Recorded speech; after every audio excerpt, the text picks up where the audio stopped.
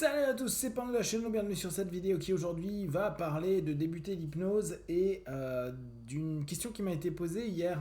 J'ai eu la chance d'être invité à l'émission Transmission et Aïtaïna me posait à la fin qu'est-ce que tu pourrais conseiller aux débutants. Et vu que c'est un peu le but de cette playlist, je reviens sur ce que actuellement je pense, hein, vous verrez sur la playlist au fur et à mesure. Je vous donne des idées, des orientations, etc. Euh, En ce moment, vous êtes peut-être au courant au travers de la newsletter, je tente de mettre en place ce que j'appelle le compagnonnage de l'hypnose. Euh, Ça va être chaud. Je ne sais pas vraiment si ça réussira à se développer, mais en tout cas, je suis en train de bosser l'idée. Et maintenant, je suis sur une logique à me dire, ok, quoi, c'est ma notion très pyramidale, hein, très maçonnique, très arts martiaux.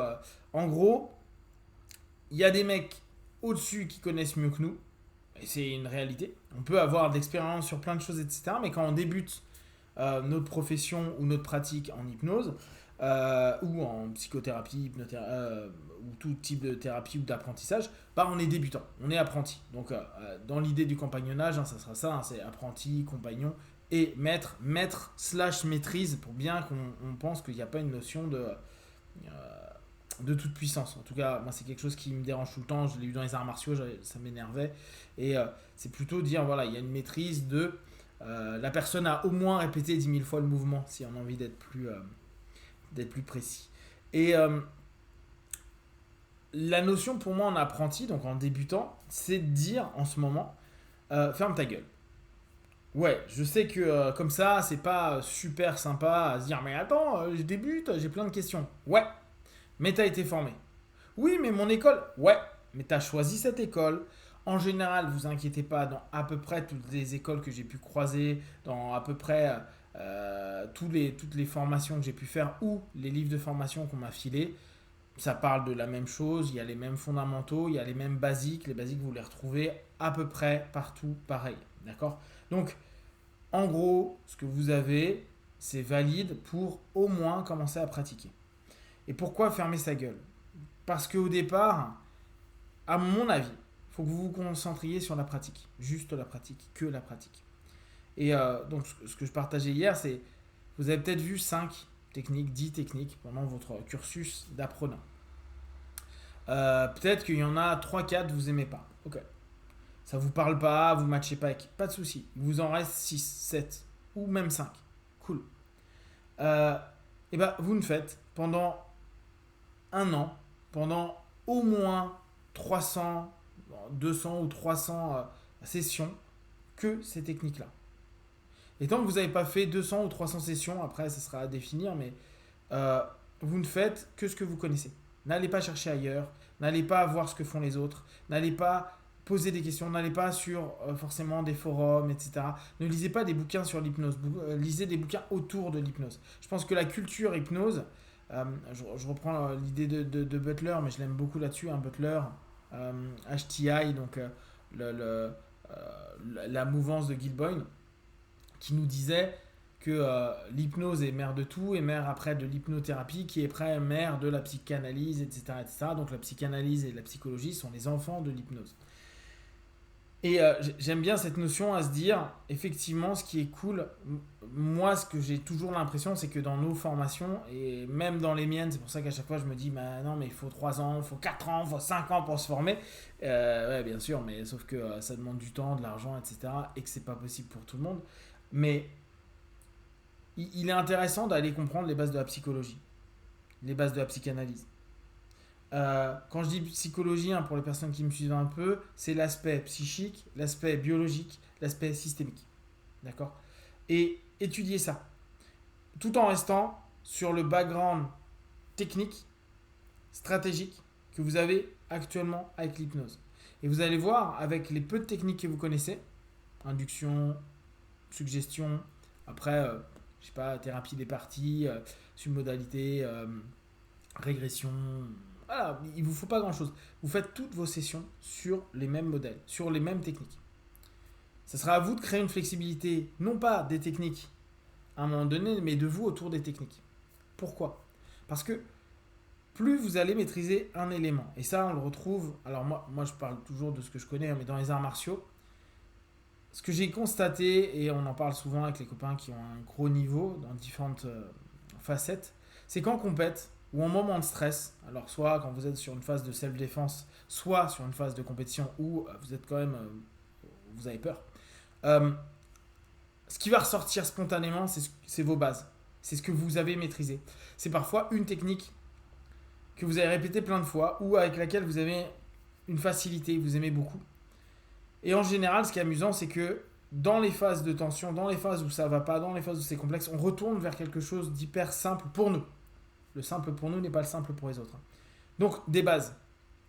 Or, ces bases-là, il faut qu'elles puissent sortir spontanément. Parce que, ultérieurement, d'ici 1 an, 2 ans, après vos 300 sessions de trucs, vous passez potentiellement à un niveau de compagnonnage. Vous serez capable à ce moment-là de partager des choses. Et parce que vous allez être en rapport avec vos compagnons, vous allez discuter, échanger.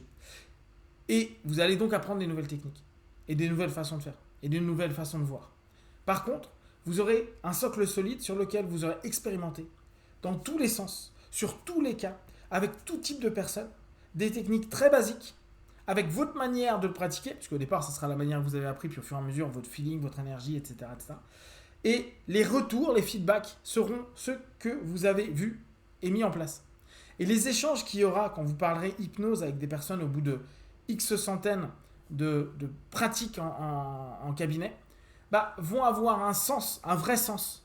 Et pas un sens théorique, un sens pratique. Un sens où la personne de dire oui, mais alors on sait que depuis Ségur, lui il le faisait comme ça, ou Mesmer faisait comme ça, ou on a vu que Charcot au départ bossait comme ça, Bernard il m'a dit ça. Cool. Mais en fait, tout ça, c'est hyper intéressant, je kiffe, j'adore, je lis, j'étudie, j'échange. Mais dans ma pratique, c'est pas ça que ça m'a prouvé. C'est pas ça que ça m'a montré. Ou au contraire, carrément d'accord. Ah, mais là, ce que dit SDL, je suis 10 000 fois d'accord avec ça, etc. etc. Votre pratique doit, entre guillemets, en tout cas, je vous invite à ce qu'elle soit supérieure à l'ensemble des systèmes théoriques qu'on peut vous balancer. Parce que l'hypnose, selon les obédiences, est très dogmatique, ne serait-ce que nos définitions de ce qu'est l'hypnose, notre définition de ce qu'est la cartographie de l'esprit, comme avec Freud, ça moi sur moi, conscient, subconscient, inconscient, etc. Tout ça, c'est faux, c'est juste proposé. Donc, l'idée, c'est vraiment de se poser et se dire qu'est-ce que moi, je perçois, je vois quand je mets en place les techniques que j'ai captées. Et au bout d'un certain moment, on va parler, on va échanger, on va partager. Mais on aura déjà de l'expérience. C'est comme quelqu'un qui, dans les arts martiaux, va expliquer une technique qu'il a peut-être compris en cours, et c'est cool, comme je dis tout le temps, si tu as un jour de plus, tu peux toujours aider une personne qui a un jour de moins. Par contre, tu fermes ta gueule avec celui qui a 2 jours de plus.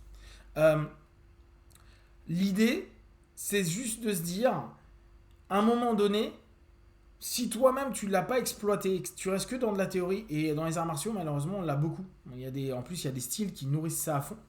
Ou oui, mais il suffit de, il faut.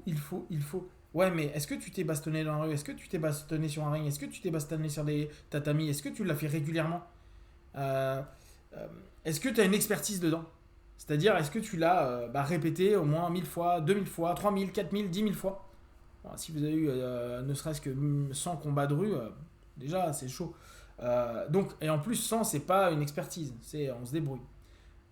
Donc, cette idée, c'est de se dire, vous allez exploiter et pratiquer peu de techniques, bien, pour qu'après ça devienne un fondement de votre pratique, et dès qu'il y aura un problème, vous retournez sur ce que vous connaissez. Et vu que vous aurez une base saine, vous allez apprendre des nouveaux éléments que vous allez pouvoir croiser avec ce que vous connaissez, oser faire des nouvelles expériences, et au fur et à mesure, se dire, ok, ça je peux l'inclure parce que j'aime bien, et peut-être la travailler tout autant. Et puis si un jour il y a un truc qui déconne dans une session, un truc que vous maîtrisez pas et autres, vous retournez vers vos basiques.